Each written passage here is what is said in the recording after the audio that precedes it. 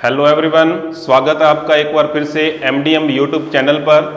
कल हमने जो है वायुमंडलीय दाब के बारे में आपको बताया था, ठीक है, वो इसका फर्स्ट पार्ट था। आज हम करने जा रहे हैं इसका सेकंड पार्ट, ठीक है। तो बात करेंगे वायुमंडलीय दाब के बारे में। तो मैं एक बार आपको वापस से बता देता हूं कि फर्स्ट वीडियो में मैंने क्या बताया था। फर्स्ट वीडियो में मैंने वायु दाब के बारे में बताया था कि वायु दाब क्या होता है। सिंपल सी बात है, एक बार वापिस से मैं इसको रिपीट कर देता हूं।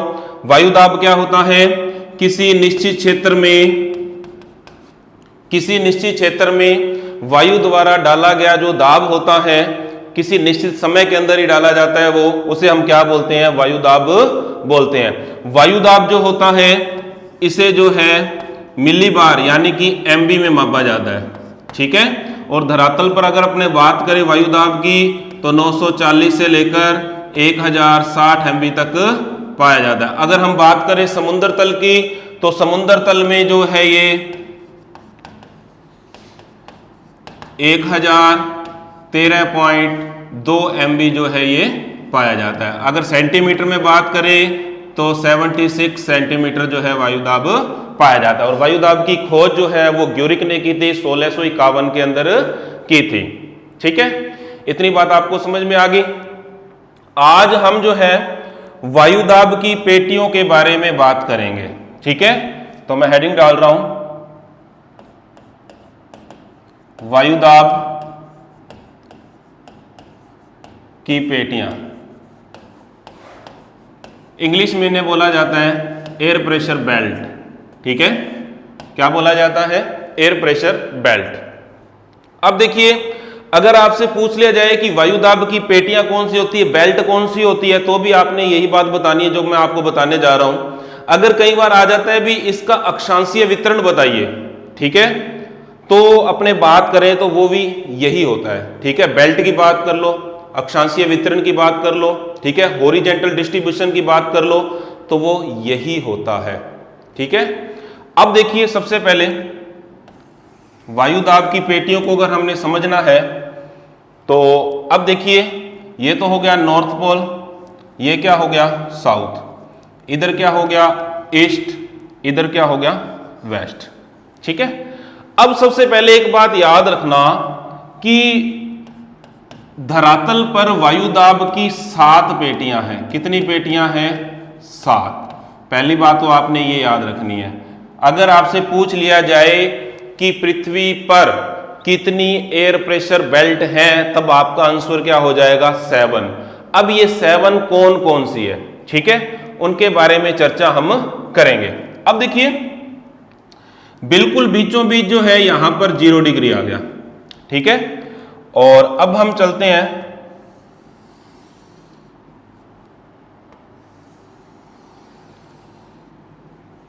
ठीक है इस पर। तो अब देखिए, उत्तर में भी यानी कि नॉर्थ में भी 5 डिग्री और साउथ में भी 5 डिग्री, ठीक है।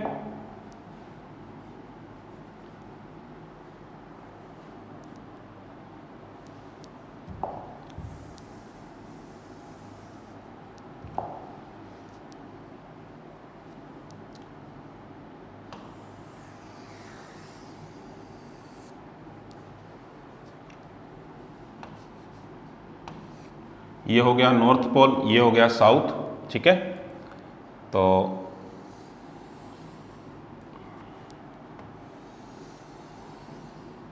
ठीक है, अब देखिए, ये इधर हम जाएंगे तो ये सारा का सारा इधर नॉर्थ है, और इससे नीचे अगर हम जाएंगे सारा का सारा क्या हो जाएगा? साउथ। अब देखिए, 0 से 5 डिग्री उत्तर में, 0 से 5 डिग्री साउथ में, ठीक है। यहां पर जो बेल्ट है उसका नाम क्या है? भूमध्य रेखीय निम्न वायुदाब पेटी, ठीक है। इंग्लिश में याद रखना हो, equatorial low air pressure belt बोला जाता है इसको, ठीक है। तो इधर मैं लिख देता हूं equatorial low air pressure belt. ठीक है, अब देखिए नेक्स्ट हम चलते हैं, दूसरी जो पेटी है 30 से 35 डिग्री, साउथ में भी 30 से 35 डिग्री। ठीक है, इसको बोला जाता है उपोषण उच्च वायुदाब पेटी। ठीक है, तो अगर इसकी बात करें तो सब ट्रॉपिकल हो जाएगा, ये इसका इंग्लिश में नेम सब ट्रॉपिकल। ठीक है, हाई एयर प्रेशर बेल्ट हो जाएगा। ठीक है, और साउथ में यही उपोषण उच्च वायुदाब पेटी। ठीक है, नेक्स्ट चलते हैं 60 से 65 नॉर्थ में,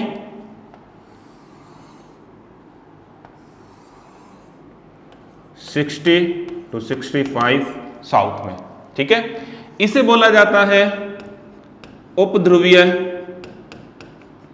निम्न वायुदाब पेटी।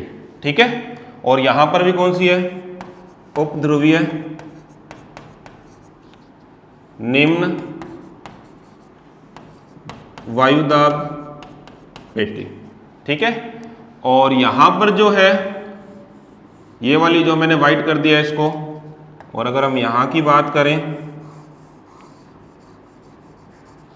ध्रुवीय उच्च वायुदाब पेटी। ठीक है, और ये भी क्या हो जाएगा, ध्रुवीय उच्च वायुदाब पेटी। ठीक है, अब देखिए जो कंडीशन नॉर्थ में है वही कंडीशन क्या होती है साउथ में। ठीक है, अब हम काउंट करते हैं, क्या ये 7 हो गई। अगर हम बात करें इसकी 1 नंबर 2 नंबर 3 नंबर और 4 नंबर। ठीक है, और ये 5 नंबर 6 नंबर और 7, तो वायुदाब की कितनी पेटियां हो गई टोटल 7। ठीक है, सबसे पहले हमने इनके अक्षांश, ठीक है, और हमने इनके नाम याद करने हैं। ठीक है, अगर ये आपको याद हो गया तो एयर प्रेशर बेल्ट भी आपको याद हो जाएगी अच्छे ढंग से, और आपको जो विंड वाला टॉपिक जो इसके बाद में करवाऊंगा वो भी आपको क्या आ जाएगा, समझ में आ जाएगा। आगे बात समझ में, तो वापिस से हम इसे रिवाइज करते हैं। ठीक है, वायुदाब की कितनी पेटियां हैं 7। कितनी पेटियां हैं 7। फर्स्ट पेटी की बात करें तो दोनों ही नॉर्थ में और साउथ में बात करें, 0 से 5 नॉर्थ में, 0 से 5 साउथ में, कौन सी है, भूमध्य रेखीय निम्न वायुदाब पेटी। वायुदाब की कौन सी पेटी है, निम्न। एक निम्न है, एक उच्च है, एक निम्न है, फिर क्या है, उच्च है। देखो उसके बाद 30 से 35 में चलते हैं, उपोषण उच्च वायुदाब पेटी। ठीक है, उच्च वायुदाब आ गया। 60 से 65 में चलते हैं, उपध्रुवीय निम्न वायुदाब पेटी। कौन सी पेटी है, निम्न वायुदाब की। फिर हम 90 डिग्री ध्रुवों पर चलते हैं तो ध्रुवीय उच्च वायुदाब की पेटी। कौन सी है, ध्रुवीय उच्च वायुदाब की पेटी। अब साउथ में चलते हैं, बस साउथ लग जाएगा यानी कि दक्षिण लग जाएगा, नेम वही रहेंगे इनके। ठीक है, अब देखिए उपोषण उच्च वायुदाब की पेटी 30 से 35 साउथ में भी है। 60 से 65 में बात करें उपध्रुवीय निम्न वायुदाब पेटी, ये भी है। अगर हम बात करें ध्रुवीय उच्च वायुदाब की पेटी, ये भी है। बस अंतर क्या है, ये तो उत्तर की है और ये क्या है, दक्षिण की। इतनी बात समझ में आई। तो अब हमें 7 वायुदाब पेटियों के नाम याद हो गए। ठीक है, तो भूमध्य रेखीय निम्न वायुदाब की पेटी 0 से 5 दोनों गोलार्धों में, उपोषण उच्च वायुदाब की पेटी 30 से 35। ठीक है, उपध्रुवीय निम्न वायुदाब की पेटी 7 से 65, और आपको पता है ध्रुवों पर 90 डिग्री पर ध्रुवीय उच्च वायुदाब की पेटी। अगर आपको ये 4 नाम याद हो गए तो आपको पता चल जाएगा भी साउथ में वही नाम है, अक्षांश भी वही है। ठीक है, तो आपको सबसे पहले इस डायग्राम को याद करना है। अब हम एक एक पेटी का विस्तार से वर्णन करेंगे। आगे बात समझ में? तो सबसे पहले चलते हैं फर्स्ट पेटी। ठीक है, क्या नाम है उसका? भूमध्य रेखीय निम्न वायुदाब की पेटी। निम्न वायुदाब की पेटी। ठीक है, अब देखिए, इस पेटी को हल करने से पहले, इस बेल्ट को हल करने से पहले हमें एक बात और पता होनी चाहिए। ठीक है, देखो ये 7 पेटियां, इनको 2 कैटेगरी में रखा गया है। ठीक है, आगे बात समझ में? एक तो है तापजन्य और एक है गतिजन्य। ठीक है, यानी कि एक को तो डिवाइड किया गया है टेम्परेचर के बेस पर, और एक को यह बताया गया है कि पृथ्वी जैसे रोटेशन कर रही है ना, तो उस बेस पर उनका जो क्या है, निर्माण होता है। ठीक है, तो इसलिए इनको क्या बोला जाता है? गतिजन्य। ठीक है, यानी कि अर्थ के रोटेशन के कारण जिन बेल्ट का निर्माण होता है। अब देखिए तापजन्य में, तापजन्य का मतलब क्या है? ठीक है, अब देखिए एक बात याद रखना, तापजन्य का मतलब ये है भाई, आपको एक बात ये याद रखनी है जो मैं इस बॉक्स में बता रहा हूं। क्या? एक तो तापमान और एक वायुदाब। इन दोनों के बीच में रिलेशन कैसा पाया जाता है, यानी कि संबंध कैसा पाया जाता है? अगर तापमान उच्च है तो वायुदाब क्या हो जाएगा? निम्न। तो कहने का मतलब है इन दोनों के बीच में कैसा संबंध पाया जाता है? विपरीत। ठीक है, आगे बात समझ में? अब ये इनकी ओरिजिनल कंडीशन ऐसी होती है, जहां पर तापमान उच्च होगा तो वायुदाब क्या हो जाएगा? निम्न। ठीक है, तो ऐसी कंडीशन जो देखने में मिलती है वो 2 ही पेटियां ऐसी है जहां पर देखने को मिलती है। ठीक है, तो तापजन्य में एक तो आ गया भूमध्य रेखीय वाली आ गई। ठीक है, ये रूल जहां पर फॉलो हो रहा है। ठीक है, और दूसरी आ गई ध्रुवीय। ठीक है, ध्रुवीय उच्च वायुदाब पेटी, यहां पर ये वाली बात जो है वो फॉलो हो रही है। ठीक है, यानी कि यहां पर तापमान और वायुदाब जो है इस कंडीशन के कारण है, उच्च है, तापमान कम है और वायुदाब क्या हो गया? उच्च। जैसे अपने बात करें, भूमध्य रेखा पर तापमान ज्यादा होता है तो वायुदाब कैसा हो गया? निम्न। ध्रुवों में तापमान कम होता है तो वायुदाब कैसा हो गया? उच्च। यानी कि ये कंडीशन जो है इन 2 पेटियों पर लागू हो रही है, भूमध्य रेखीय वाली में और किसमें? ध्रुवीय वाली पेटी में। इसलिए इनको क्या बोला जाता है? तापजन्य पेटी। ठीक है, उसके बाद देखो गतिजन्य का मतलब, जो रोटेशन के कारण जिनका जो है जो बेल्ट बनती है, तो उसमें जो शामिल होती है वो कौन कौन सी है? उपोष्ण उच्च वायुदाब की पेटी और उपध्रुवीय निम्न वायुदाब की पेटी। ठीक है, यहां पर कंडीशन जो पाई जाती है उसका उल्टा जो है वहां पर वायुदाब पाया जाता है। जैसे यहां पर बात करें, ठीक है, तो वायुदाब यहां पर उच्च होना चाहिए, लेकिन यहां पर वायुदाब क्या है? निम्न है। क्यों निम्न है उसका कारण मैं अभी विस्तार से आपको बताऊंगा। यहां पर वायुदाब निम्न होना चाहिए, लेकिन यहां पर वायुदाब कैसा है? उच्च है। ठीक है, यह भी पृथ्वी की रोटेशन की वजह से है। ठीक है, तो कहने का मतलब हो गया, ऐसी बेल्ट जिनका निर्माण पृथ्वी के रोटेशन के कारण होता है, ठीक है, तो वो कौन सी पेटियां कहलाती है? गतिजन्य। दोनों में डिफरेंस पता चल गया। ठीक है, आगे बात समझ में? अब हम चलते हैं नेक्स्ट, भूमध्य रेखीय निम्न वायुदाब की पेटी। ठीक है, अब मैं एक एक पेटी को डायग्राम के माध्यम से आपको बताऊंगा। ठीक है, तो सबसे पहले हम चलते हैं यहां पे। ठीक है, तो 0 डिग्री, 5 डिग्री और ये भी 5, ये हो गया नॉर्थ और ये क्या हो गया? साउथ। ठीक है, अब देखिए भूमध्य रेखीय निम्न वायुदाब की पेटी, सबसे पहले तो हमें इसकी स्थिति पता होनी चाहिए। ठीक है, इसकी स्थिति, इसकी लोकेशन की बात करें तो दोनों गोलार्धों में, ठीक है, नॉर्थ में बात करें हम, साउथ में बात करें तो 0 से 5 डिग्री तक इसका विस्तार पाया जाता है। आगे बात समझ में, ठीक है। अब देखिए, अब एक बात आपको याद रखनी है। वो क्या बात आपने याद रखनी है, ठीक है। 0 डिग्री, अब मैं यहां पे 0 डिग्री को डैश डैश में बना देता हूं। ये क्या है? भूमध्य रेखा, इक्वेटर। कौन सी रेखा है ये? इक्वेटर है, ये भूमध्य रेखा है। अब यहां पर सूर्य की किरणें वर्ष भर सीधी पड़ती है। किरणें क्या पड़ती है? सीधी। किरणें क्या पड़ती है? सीधी। जब सूर्य की किरणें सीधी पड़ेगी, ठीक है, तो तापमान की अगर हम बात करें, टेम्परेचर की, तो वो क्या हो जाएगा? उच्च। और वायु दाब कैसा हो जाएगा? निम्न। तो भूमध्य रेखीय निम्न वायु दाब की पेटी। अब आपको यह पता चल गया कि इस पेटी में वायु दाब जो है निम्न क्यों होता है, ठीक है। अब एक बात और मैं बताता हूं, ठीक है। अब ये पेटियां जो होती है ना, स्थायी नहीं होती है, ठीक है। जैसे सूरज जो है उत्तर की ओर जाता है या दक्षिण की ओर होता है, तो इन पेटियों में भी खिसकाव होता है, ठीक है। आगे बात समझ में। तो अब एक बात देखिए भाई, तापमान अधिक होने की वजह से यहां पर वायु दाब कैसा पाया जाता है? निम्न पाया जाता है। आगे बात समझ में।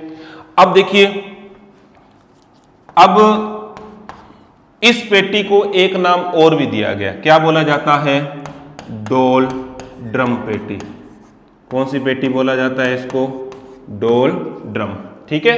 वो इसके शांत स्वभाव के कारण बोला जाता है, ठीक है। अब देखिए, हवाएं जो धरातल के संपर्क में आती है यहां पर, ठीक है, धरातल जब गर्म होगा तो हवाएं भी क्या हो जाएगी?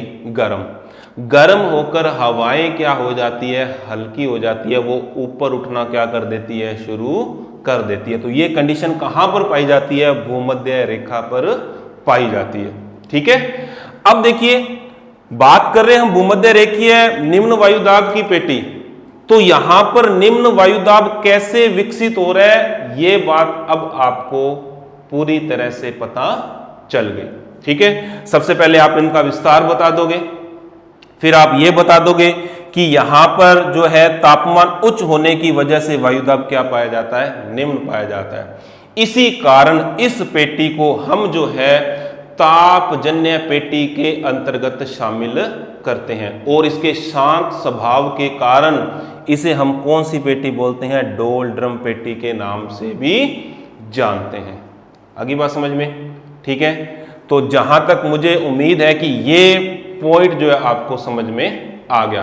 भूमध्य रेखीय निम्न वायुदाब की पेटी, विस्तार बताइए आप इसका दोनों गोलार्धों में, ठीक है, कितने अक्षांशों में फैली हुई है, ठीक है। उसके बाद यह भी बताइए कि जैसे ही सूरज की किरणें जो है, यानी कि सूरज की स्थिति उत्तरायण होती है या दक्षिणायन होती है, तो उसके अकॉर्डिंग इन पेटियों की स्थिति भी बदलती है। ये बात भी आपने इसके अंदर बतानी है, ठीक है। और इस पेटी को इस कंडीशन के कारण कौन सी पेटी में शामिल किया जाता है?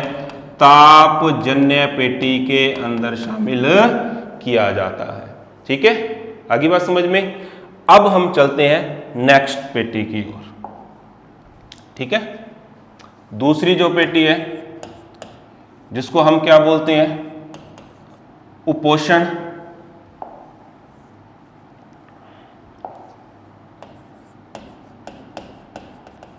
उपोषण उच्च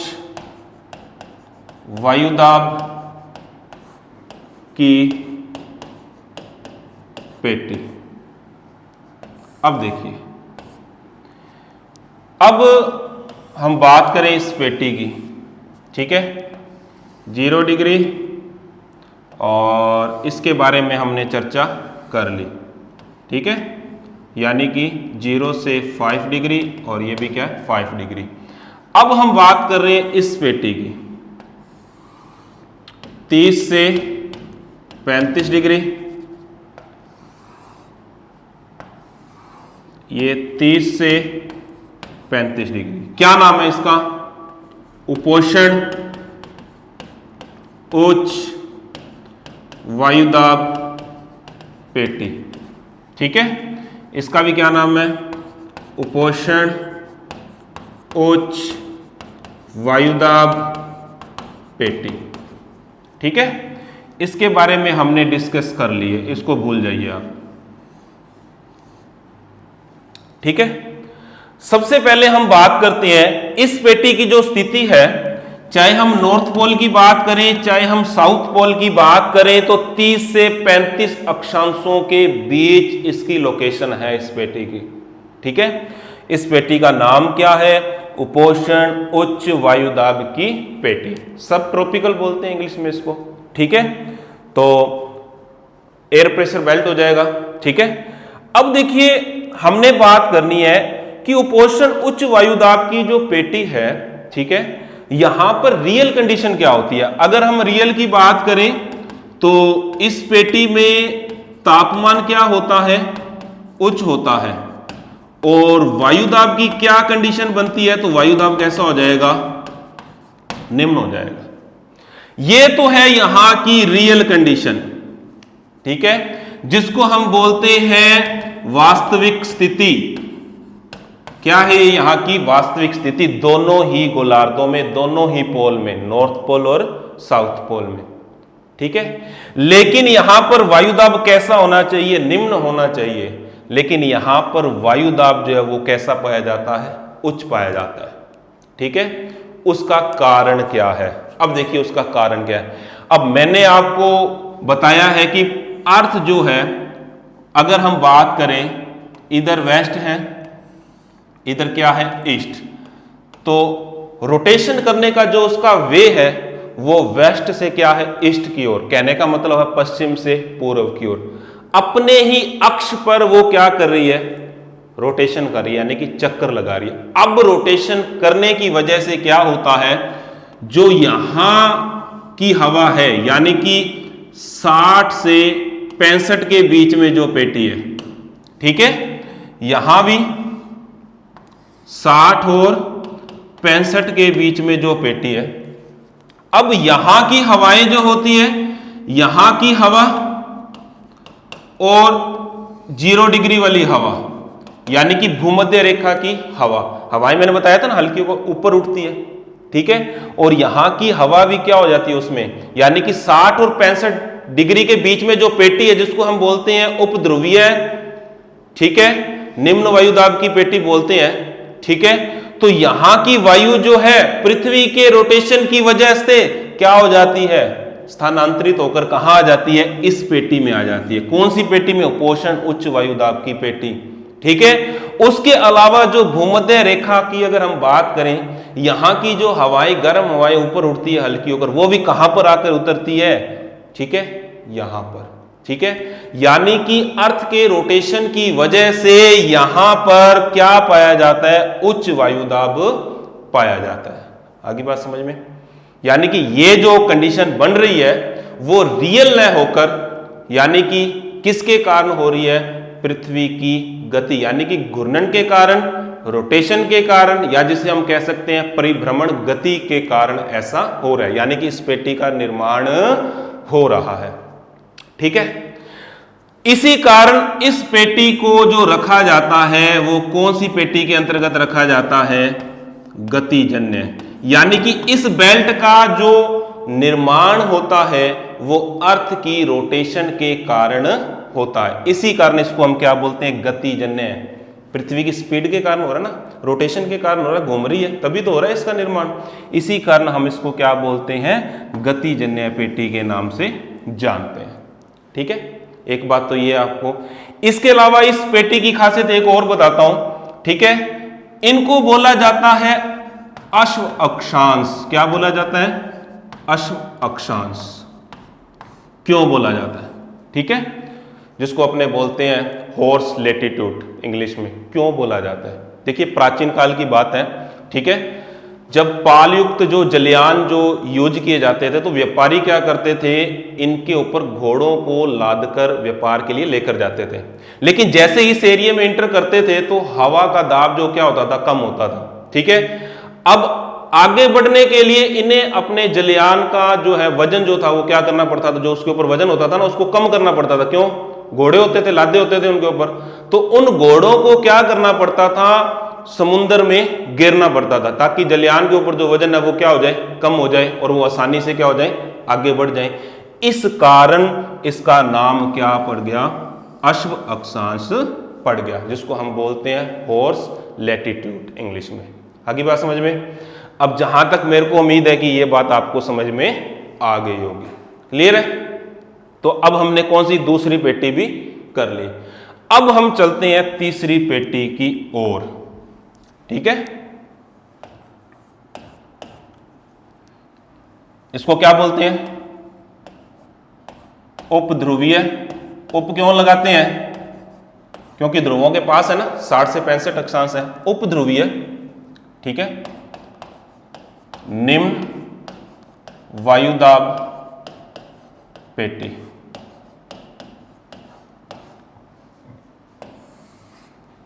सबसे पहले देखते हैं इसको अपने ग्लोब में। ठीक है, ये 0 डिग्री आपने याद रखनी है। 0 डिग्री को क्या रखना, आपने याद रखना है। ठीक है, अब यहां पर आ जाइए आप, यानी कि नॉर्थ पोल में और साउथ पोल में। ठीक है, तो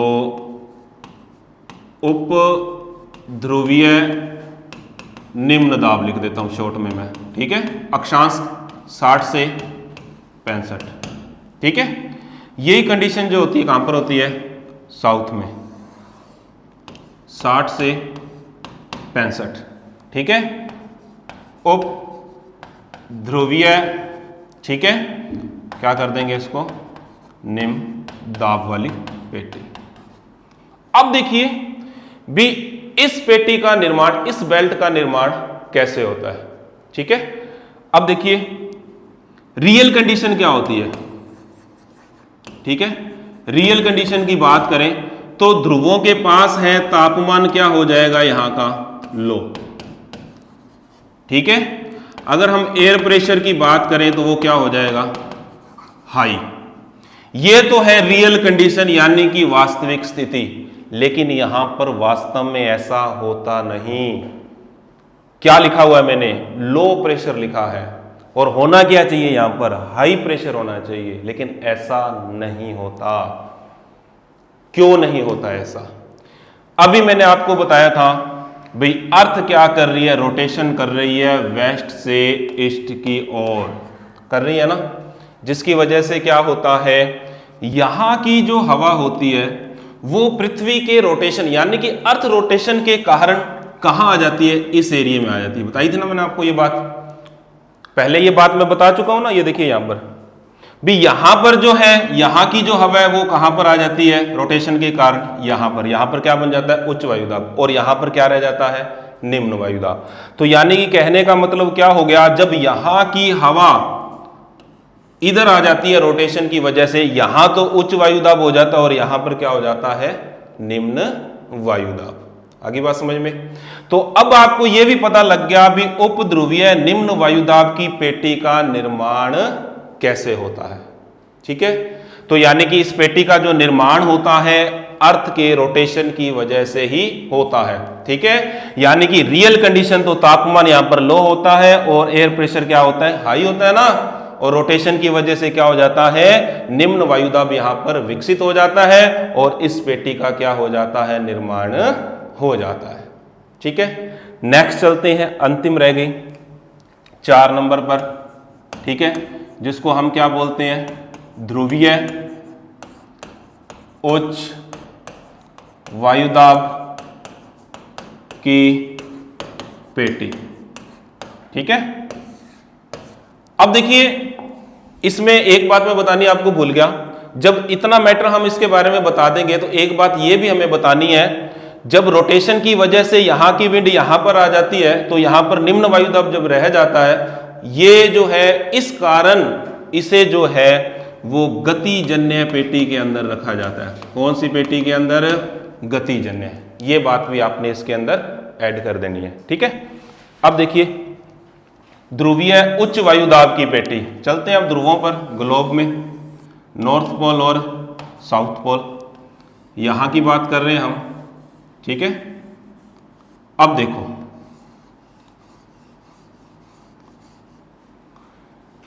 अब अगर इसकी लोकेशन की बात करें तो आपको पता है ध्रुवों पर यानी कि 90 डिग्री नॉर्थ में और 90 डिग्री साउथ में, ठीक है, लोकेशन होगी।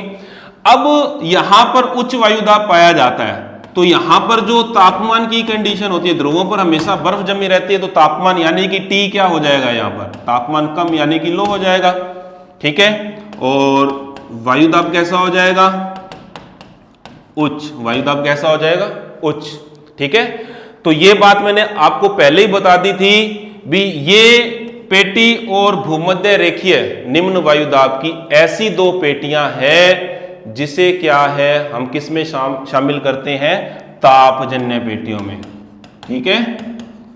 आगे बात समझ में? क्योंकि यहां पर कौन सा रूल फॉलो हो रहा है?